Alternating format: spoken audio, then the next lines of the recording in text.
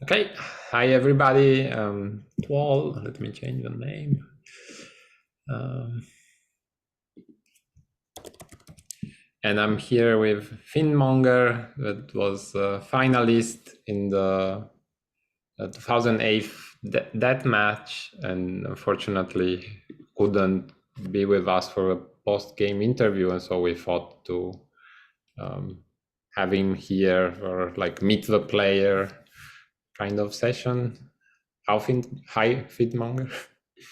How are you? Hi, I'm well. Thanks for doing this and bringing me on. Happy to have a little chat, even if I didn't have the best showing in that final. Was glad to be there and hope to get there again. Yeah, yeah, like Ors was cruel as it can be sometimes, unfortunately. And so I usually first of all thank you very much for finding the time. I really appreciate it. And yeah, so like, how long have you been playing Innovation? Because I saw that you have very few matches on Board Game Arena. Did you know the game before or? Yeah, I found innovation in a thrift store here in I'm in um the East Coast, United States. Uh-huh. But that was probably a few years ago and picked it up then, taught it to a couple of people who kind of bounced off it. So kind of put it down and hadn't played for a long time. And I just started playing on Board Game Arena kind of maybe the end of the winter or spring of this year. And then started playing innovation on online there. So still feel it hasn't been that long. I haven't played a whole lot of games and then have been doing the tournaments about each week that's kind of the main way I've been playing so far. No, I mean it's quite impressive. Like you have 35 games and like 60% of wins, and you got to the final. Like I saw it in other. I think you have a very good score against maybe Block Monoid, I believe. Like with like Block is a very good player, so like you picked up the game quite quickly. It would seem. Yeah, I'm doing okay, but it's been fun. I think I've been learning a lot from playing a lot of the expert players and seeing what they do. Um, and that's helped. Do you only play in the tournaments? I've been playing in the tournaments and then I've played a little bit. I bet play a game here or there, and I've been playing some of the alpha, like Uh, testing out the newer cards, and I uh-huh, still yeah. haven't really, I've only kind of scratched the surface with some of the expansions. So Mhm. um yeah. Because like when I started playing Innovation, I didn't even know that there were tournaments. So I was just playing. I didn't even know there were like turn-based games. I thought like real time was the only thing available. And so I played quite a lot in the arena. And like that's like the worst thing you can do to yourself, I think. Like to learn the game, it's um like like you get exposed to a lot of stuff, let's say. But for your mental health is not exactly the best.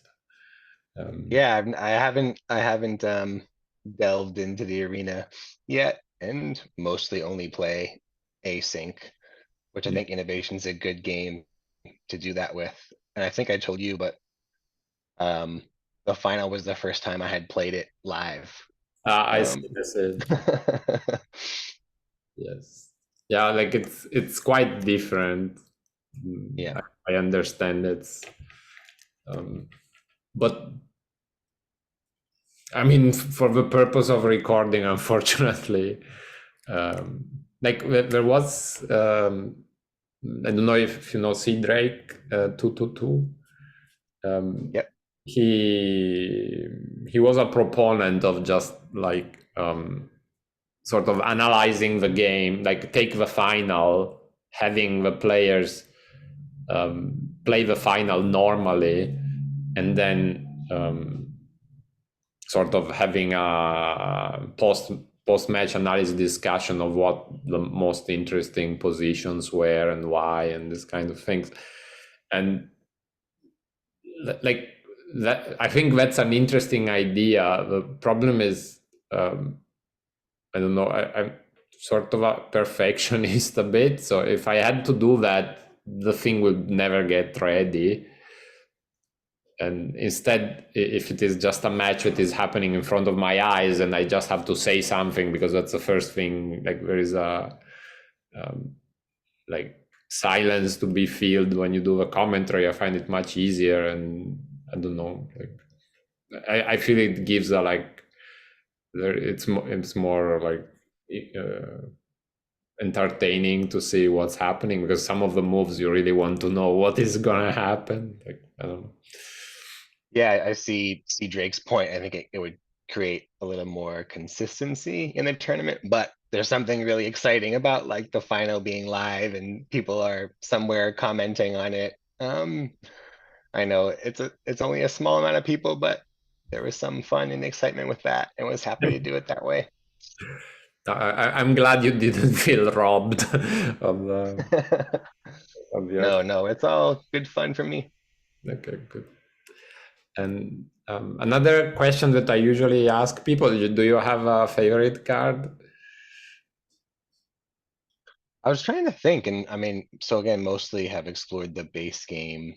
Yeah, Um, so usually like I only cover like the base game. Like if you also have a like favorite expansion game, you can tell me. But like the question was assuming like the standard.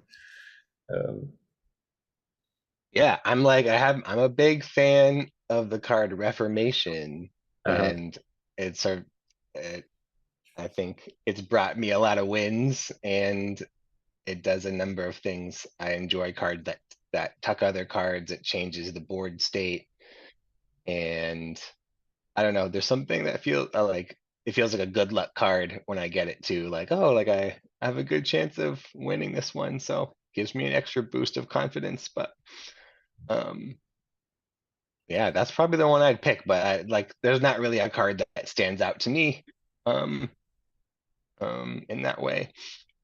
do you like leaves in general, or I do. I think I like leaves in general. So, as it? um, um, yeah, which I don't know if that's a good thing to like one or not, but like, yeah, I tend to do well when I'm ahead in leaves.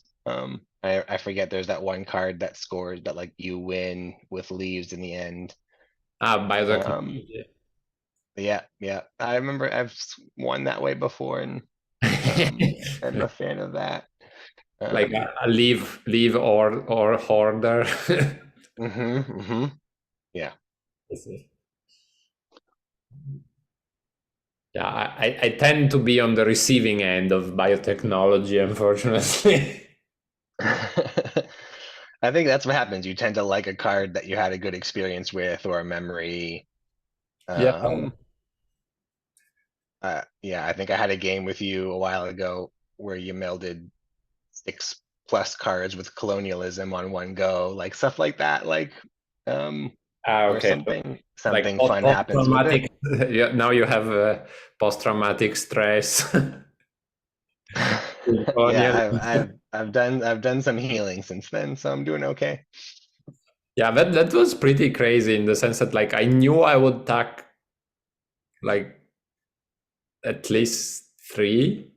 Yeah, you set it up a little bit, so you had a Yeah, good chance, but yeah, yeah, but the problem was it was six in one move, I think. right, right, right. Like it was not because I was say, okay, like I get I get three on the first at least, and then like maybe I get one extra on the first, and then I only need two on the other one. Like I can, but like I wouldn't have dreamed of like six in like it was like I'd never seen that Right. happen. Yeah.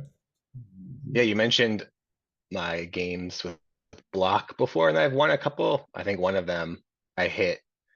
with metalworking and drew like 8 cards in one go. I see. Um, and then like that's just, but to me, like when that happens in the beginning, it feels just like luck, and it's actually less fun when that kind of happens and you're kind of ahead so much.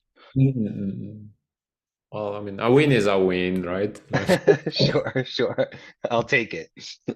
Yeah, like there is some, I think, streamer that plays Street Fighter 5. We take those. Mhm.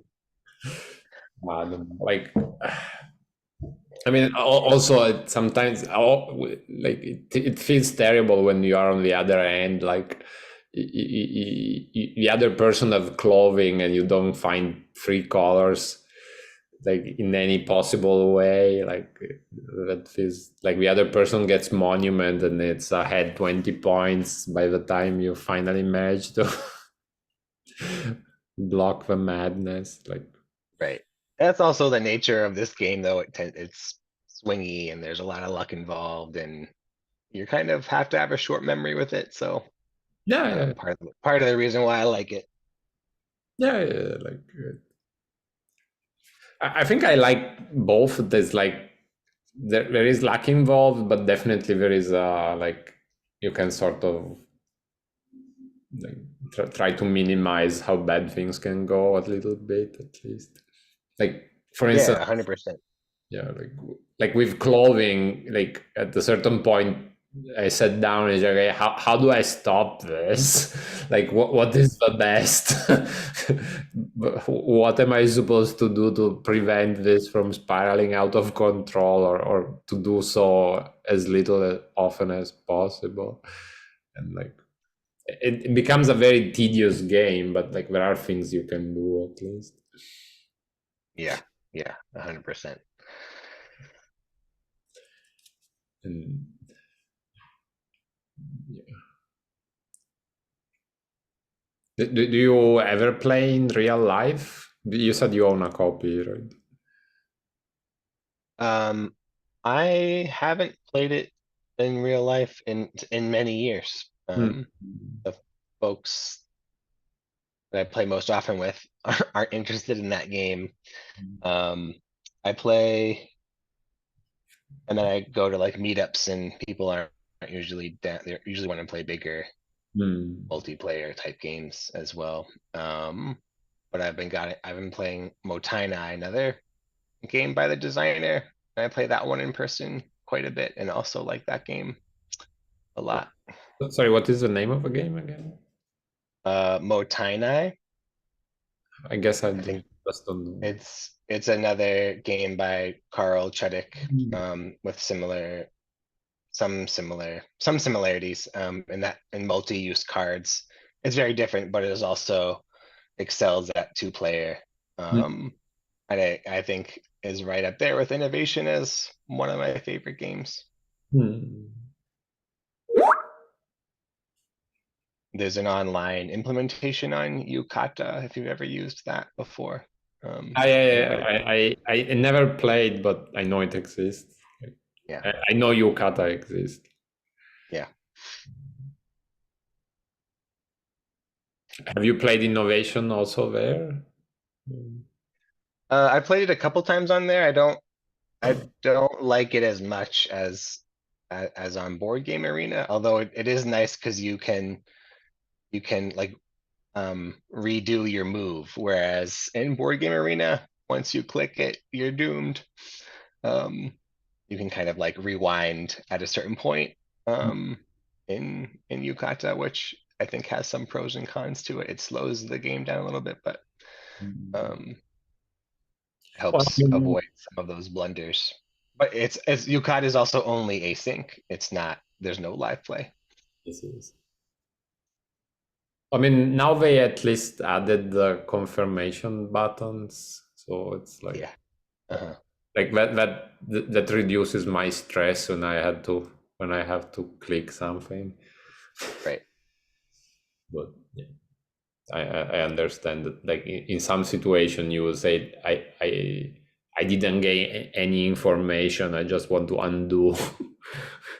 and do his thing. Yeah.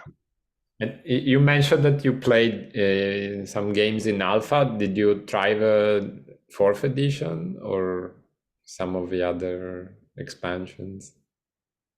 Yeah, I've messed around with it quite a bit. I played the expansion, fourth edition. I played Unseen a number of times, and um, what is it? Echoes.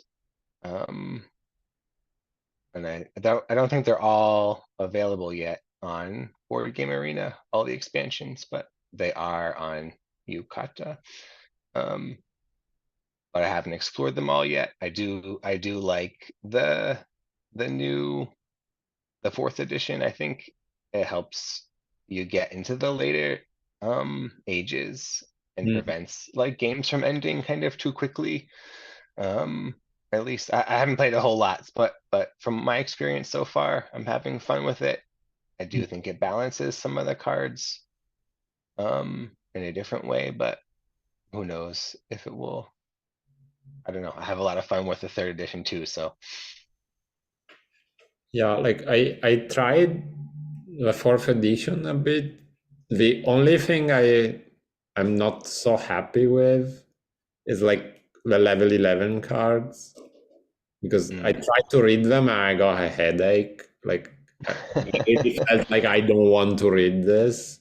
Uh-huh. I Yeah, have I I can. have like maybe I felt the same way like when I read the level 10 cards the first time, but like I really felt like I will learn this the moment I get to age 11 if I ever get there, and right now I don't want to speculate of how you can use this because like all the other cards I was sort of trying to see what the change was, if there was a change and how this would affect what I know about the third edition. Yeah, And like for instance, I think the change they made to archery is pretty smart in the sense that like it sort of kills the original purpose of archery in the sense that I think no, but it will rarely be used to steal higher cards. But if you start with archery, now you have a good way to sort of remove age one and age two almost immediately if the other right, person is ahead on castle. On top of that is like drawing a card so you don't really miss anything. So I thought that was a very smart way to. right. Although I can feel a little torn, like I think I like them balancing some of the cards, but then also some of the cards become less fun, like they the overpowered ones like are just less fun, and that's probably better for the game overall, but it also takes something away when you draw Yes. those cards and you know you can kind of abuse them and and win. So what's better, I'm not 100% sure, but um yeah, I'd agree with some of the cards, like the wording. I think they haven't quite perfected the wording yet and are still kind of taking feedback. Mm. Um, Even like I think the new expansion, there's a bunch of cards that like I have to read a number of times before I even get what they do. Um, but yeah, everything the third edition base game, everything kind of moves like butter for me now. So the other stuff, once I bring it in, or fourth edition feels a little bit more freaky and cumbersome, but I think as you said, like playing a bunch of times will change that. Yeah, I don't know. Like I think, like I agree with like some of the changes. At least I can see why they decided to, because I think they made everything a little weaker somehow. Right, right, Like they made scoring a little weaker. The special achievements became a little weaker because like publications can turn them off somehow. And then there is this sort of weird thing with feudalism that removes all the special achievements. uh, so I sort of understand what the idea was. For some of them, the level 11 cards really feel like we need to sell the game again. Hmm. Hmm. And, and if we don't add this, then people will not buy it. So, but I'm not like it's possible that like maybe I'm being unfair to a developer and like this was like an organic way to expand it from 10 to 11, and or like this was the way to do it with the new icons and all of that, but like the suspicion is a bit strong in the sense that like in the end. Yeah, I suspect you're right on that. Um,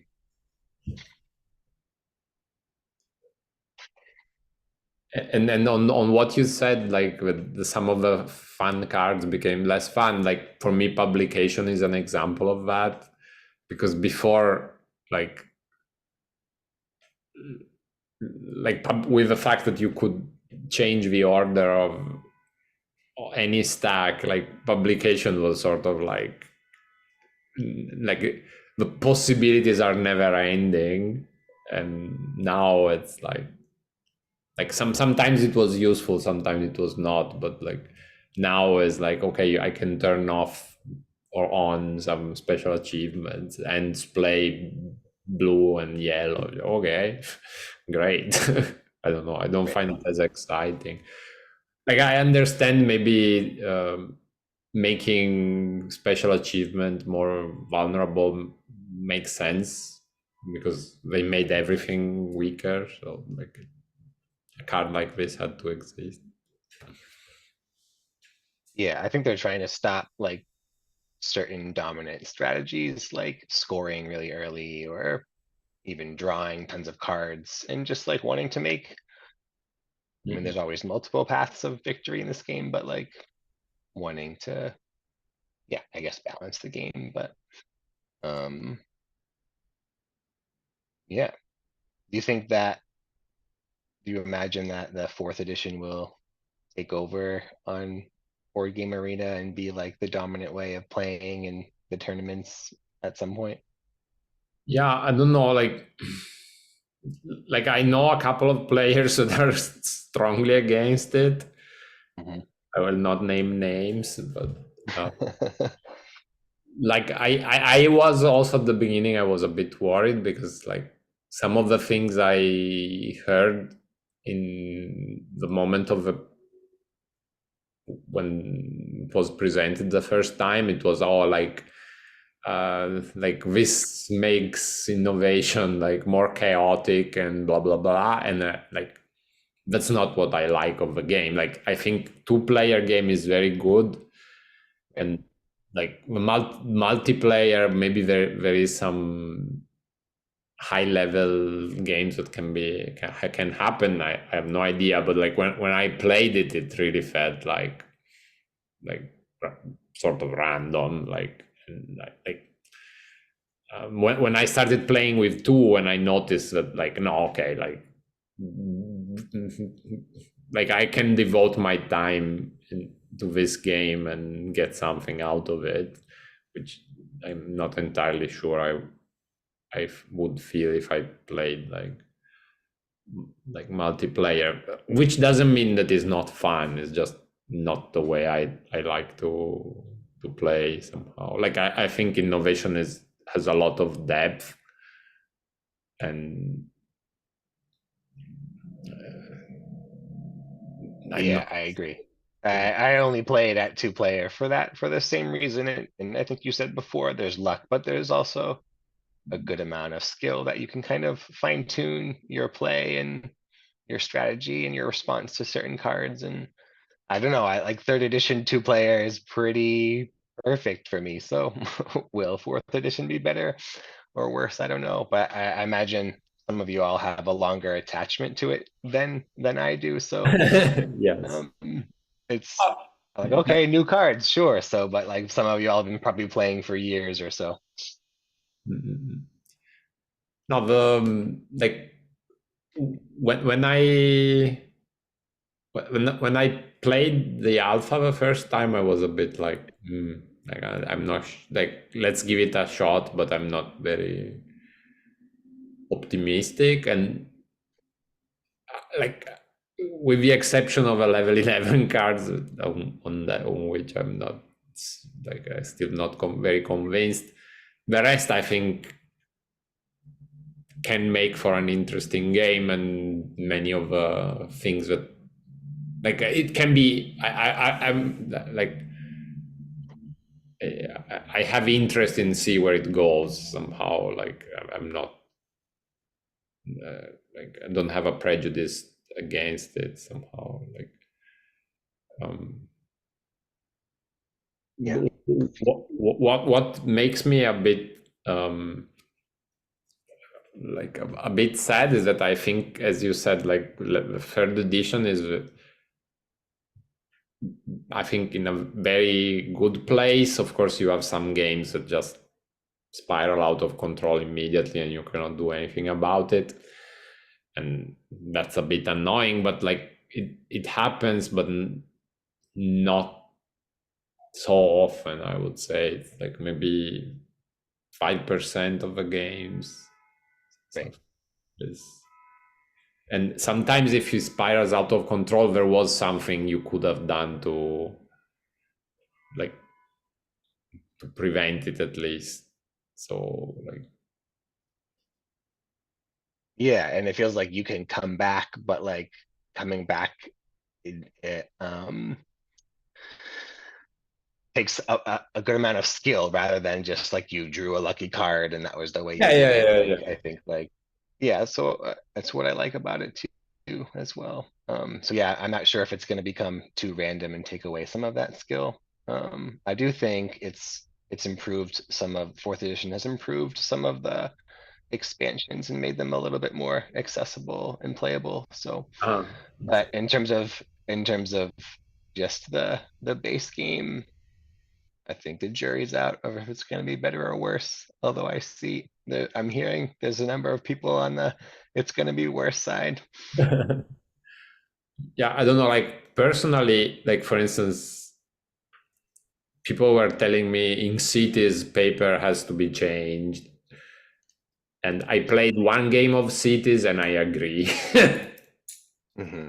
Like I understood why they were saying that, but for the base version, like I think like for me paper was not a problem. Like it's a good card, but like if you get to the point where it becomes unstoppable, you still had to use so many moves to do that, that like the other person should have done something in the meanwhile. Like it, like it, of like I don't know how you feel about Code of Laws. About it being overpowered or something. No, like do you like Code of Laws or not? The card. I think before I was like, I'd always be frustrated with it. Why do I don't want this card? But the more, it's also a fun one to I'm getting better at using it, and um, it actually becomes more helpful with some of the expansions as well. No, because like one of the traps for some players is that you get Code of Laws and you Mhm. decide that you need to play all five colors. Right, right, And I mean, it's having extra icons is nice, but like that's not the goal of the game. right. And like, of course, if you then find paper, and with paper you find perspective, and if the other player has not gotten 1, 2, 3, 4, 5, and 6 by the time you did that, then yes, you're going to win the game. But like, it just like I don't know. Like to me, paper and playing left, it's like it's such an investment in number of moves that like the other person has time to counter it. I think like it's and Yeah, I didn't have the same. frustration with any of the cards that some players have. Like maybe I just haven't had enough games to get beaten by paper. Um, um, so in some ways, I didn't think third edition needed to be changed or perfected. Like at least at two player, it already feels it's already great. I mean, I played a lot, so um, but I know there's a few cards like paper that people have kind of hemmed and hawed about. But Yeah, I for the think most part of the problem is like certain cards are so much more useful than others. So archery being like very good example of that. Like if in two-player game, if like you have to choose between archery and code of laws, and the other person has like I don't know clothing and metalworking, like it's it's a tough spot to be in. I think. Yeah, sure. Part of the fun for me though is like when I have less powerful cards is like still trying to figure out a way to Yeah, use them and build a strategy and like those and then those wins become more satisfying yeah, but in that's some ways. definitely true. Yeah. Like this was actually something that I sort of learned from Sea Drake, because like at a certain point we started playing each other on a regular basis, and so I Mm. was asking him like, well, how do you view the game and this kind of things.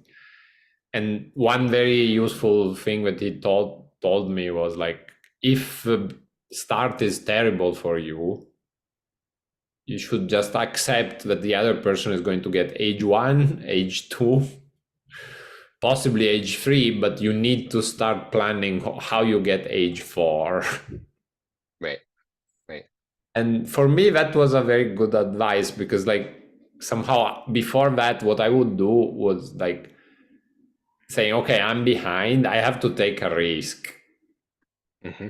And then I would take a risk, and like there was sometimes the situation would fix itself, and sometimes the situation would get worse, and then that implied that I had to take a bigger gamble on the next move, and like and whereas this approach that you sort of like you have to say, okay, which card saves this game.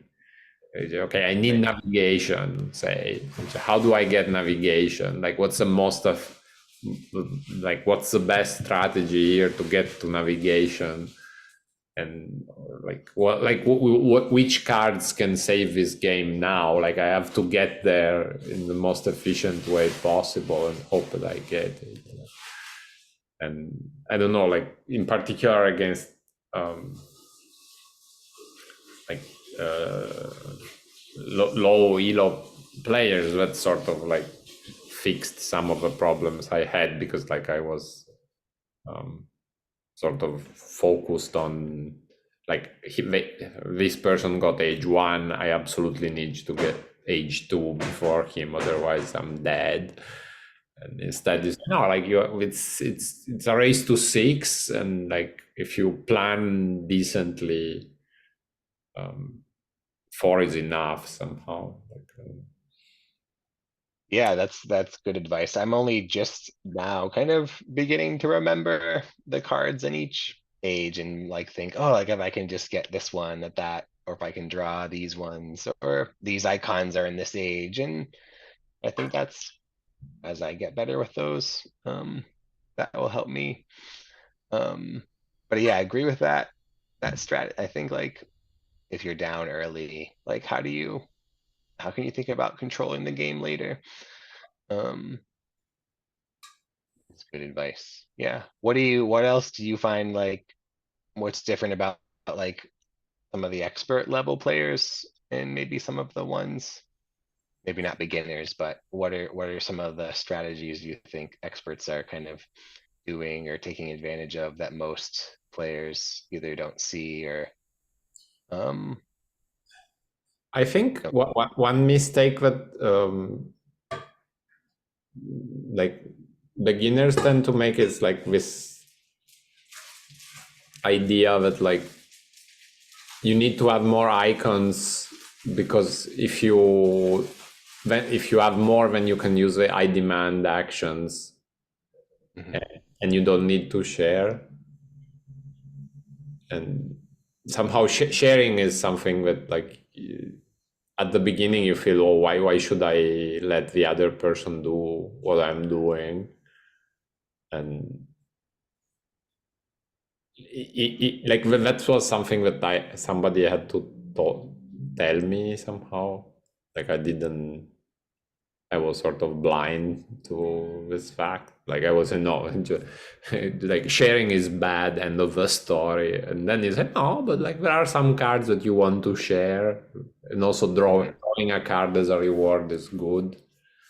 So plus, I mean, sometimes you share, and you do it in a way that the other person does things that they didn't want to do. So, so but Yeah, that's the big one I kind of figured out or heard yes. early on. Um, um, Like yeah, I me. think watching some of these streams is helpful because then I got to learn some of the strategies from hearing Mm. people kind of break down the game. I only watched a couple of them, but um, Is it uh, helpful in any way? yeah, it was helpful. Again, like I don't have a ton of games, so it Yeah. was fun for me to like hear what people are thinking or why they did that. Um, um, like I would never share metalworking at first, and then like to hear people do that a bunch of times and see why was like, oh, okay, I see what people are doing. Um, and yeah, it's been a fun way to kind of learn the game.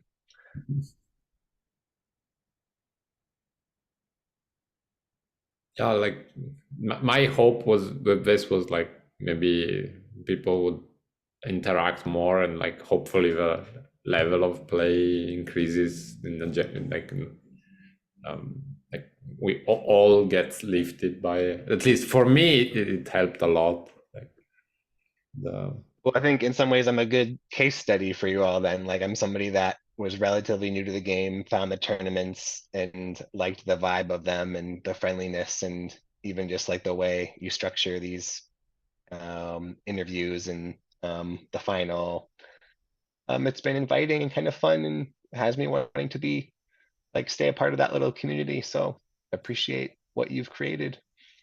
I'm very happy to hear that, really, like and I would just say that most of the credit goes to Pirate R, because like she's the one that, like, I sort of suggested the idea, but she's the one that so far like put really a lot of energy in making sure that the thing kept existing. So like, Well, I, shout out to Pirate R. I don't even know that I've played Pirate R yet. yeah, I think she's like not playing as often as she used to be, Mhm. she used to do, like, um but like she really enjoy, she's usually doing the commentary. Like she used to do all the commentary, and like like she has like so many games that like she always say, oh, this reminds me of that time where this Mm. happens, and then Hmm. and like she tells several stories, and then one of the stories the right one. Uh-huh. Yeah. Yeah.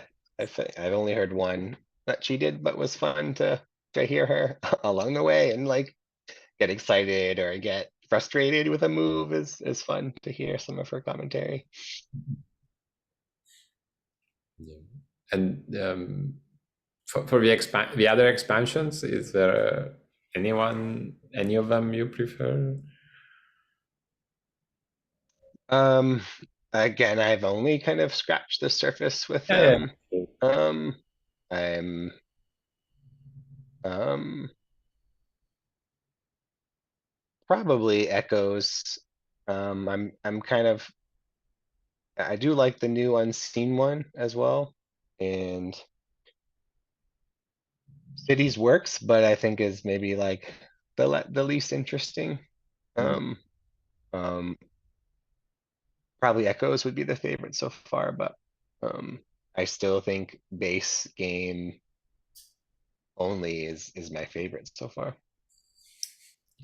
Well, I played only a bit of Artifacts and one games of Cities. I just I don't know. Like I still feel there's a lot to figure out on the base game. So Right, I right, I'm with you. yeah. Okay. Uh, Anything else? I run out of questions. I think we covered a lot in regards to innovation. Um, But thank you for saying that the streams were helpful because like now I have less doubts about it because there are a few subscribers on YouTube and like um, it is becoming easier to set the thing. But at some point, I was sort of uh, wondering is this worth doing at all? Because um, maybe the game would be watched by me and other people and like I mean, uh-huh. it was fun, it was definitely fun, but I wasn't sure it served a purpose somehow. Like we were playing being YouTube, I was playing being a YouTuber, check how many people watch which video and like what what the watch number of watched hours are like. Right. Yeah, yeah, no, I've enjoyed it and want to watch more of them. Um, so thanks for all of you who've been involved in it, and thanks for um jumping on a call with me today and interviewing me. This was fun to talk about it with somebody. Yeah, okay, I'm very happy. I'm also very happy to like exchange I mean I think it's the game is like it's worth the time, like it's worth the effort, so I'm Yeah. happy. Yeah, maybe there was like you before the interview started, you asked me like how did this come to be, and like maybe there was one part of the answer that I didn't include. It was like at some point when they introduced artifacts, they changed how the cards were displayed on Board Game Arena, and Mhm. people were pissed off to a level that it's hard to describe. Like people were saying, I'm going if you don't put back the old, the old like way, like this thing is it's unplayable now." And like I must confess that like for me it was pretty bad as well. Like I looked at the new version and there were like the previous one was like very simple and just plain colors and you could see all the information in 1 second. And then there was this other thing with all these extra bars and like which were not necessary and just distracting, and it was like, and I was thinking, okay, like I preferred it before, but like what can you do? And but people complained so much Mhm. and people were so angry, and like they say like this was my favorite game of innovation and now I'm considering taking not subscribing again, or like and then they got it fixed, like they got like not as exactly as before, but sort of there was a new way of displaying the cards which was very similar to the Mhm. previous one. And so I thought like uh, it would be not like I was looking at these people uh, in the forum complaining, and these were all people that I recognized from playing in the arena or in the tournaments. Like I knew every single one of them, Mhm. and I thought, well, this game really means something to these people, and it also means something to me in the sense that like it helped me going through Corona quite a lot. Like Mhm. and so I thought it would be nice to take all this energy and channel it in a more positive way. Hmm. So this is the attempt to do that, at least. Like, I like that, like you saw in the complaints that this is something that people care about. And like that was your read on the situation and realizing that you cared about it too. How can I build community? How can I get positive energy from that? That I like hearing about. I didn't know about all that history or the innovation drama, so to speak, but it's fun to know that that was a kernel for something fun that you've created or that a bunch of you have created. yeah, like it was like Sid Drake had said, oh, it would be fun to do it on Twitch. And then I said, well, yeah, it would be fun. Let's try. And so he suggested, he pointed me to like the software that Twitch suggests, and so I tried. Okay, let's see how this work, and I built like a frame for all the informations, and then we did one stream with it where I completely got wrong. Like I had planned it like maybe 1 month in advance how to use it, and then I completely forgot. And when finally the day came that there was a final, we could live stream. Under the time pressure, I didn't really do any of the things that I was supposed to do. So like uh, most of the information was not that, like was either in the wrong place or taken from the wrong window or something like this. So once, and then sort of Twitch stopped operating in Korea, and so that was the end of it. But fortunately, uh, Attica Pirate R started doing it on her side, and like she never used that overly complicated thing that I had prepared. He was just like using one window and just okay, let's just reduce the zoom so that people can see the whole board. They say, this is so simple and so surprisingly effective. Yeah, this way seems to work well. I don't have any experience with Twitch, but it sounds like it was a bit frustrating. Yeah. No, like it was just like I wanted to have it like imagine you're watching a tournament on TV, like when you would like to have the information of what's the score and where what the Right. resources are close to each other. And so I was like taking the um, all the things and try to put them neatly in a way that like everything would be visible and like. But on the other hand, I think we had 2 or 3 streams where me or other people were trying to do that, and we always got something wrong. So Yeah. Well, you said you were a perfectionist, so that must have yeah, driven you bonkers a few times. yeah. Okay. But in any case, thank you very much for stopping by. Yeah, thank you. Thanks for doing this. See you in the next one. All right, be well. Bye. Take care.